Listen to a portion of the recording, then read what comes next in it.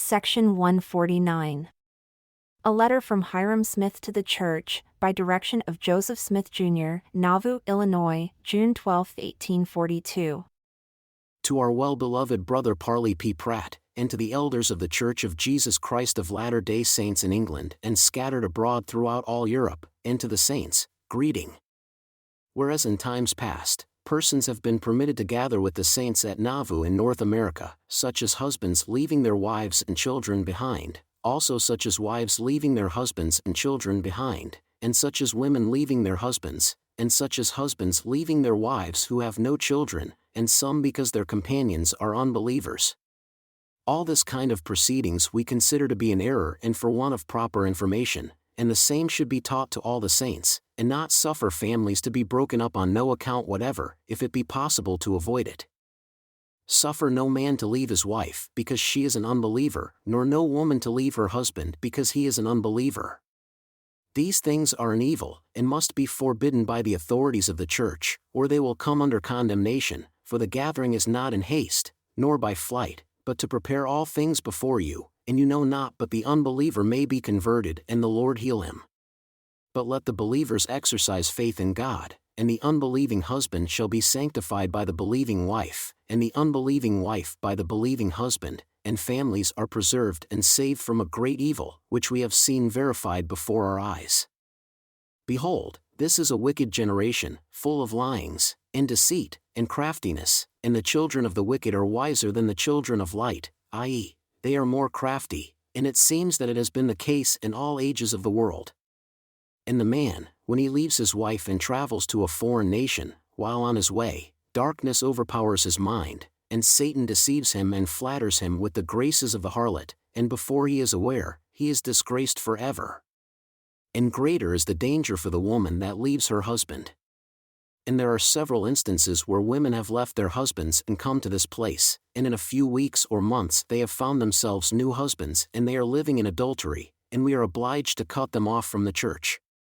There are men also that are guilty of the same crime, as we are credibly informed. We are knowing to their having taken wives here, and are credibly informed that they have wives in England. There is another evil which does exist. There are poor men who come here, and leave their families behind in a destitute situation, and beg for assistance to send back after the families. Every man should tarry with his family until Providence provides for the whole, for there is no means here to be obtained to send back. Money is scarce and hard to be obtained. The people that gather to this place are generally poor, the gathering being attended with a great sacrifice, and money cannot be obtained by labor, but all kinds of produce is plentiful and can be obtained by labor. Therefore, the poor man that leaves his family in England cannot get means, which must be silver and gold, to send for his family, but must remain under the painful sensation that his family must be cast upon the mercy of the people, and separated, and put into the poorhouse. Therefore, to remedy the evil, we forbid a man's leaving his family behind because he has no means to bring them.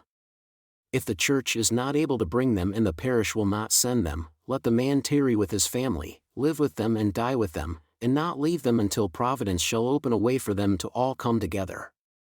And we also forbid that a woman shall leave her husband because he is an unbeliever.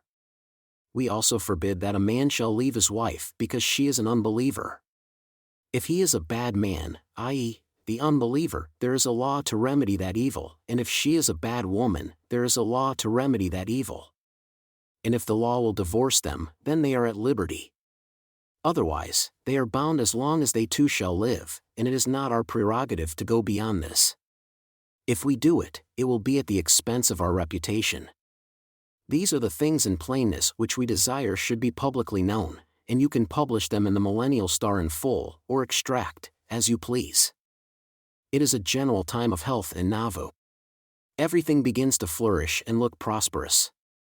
Crops of grain have the appearance of a rich harvest. Immigration continues to increase, so does also the city. We expect to see Brother P. P. Pratt probably as soon as next spring.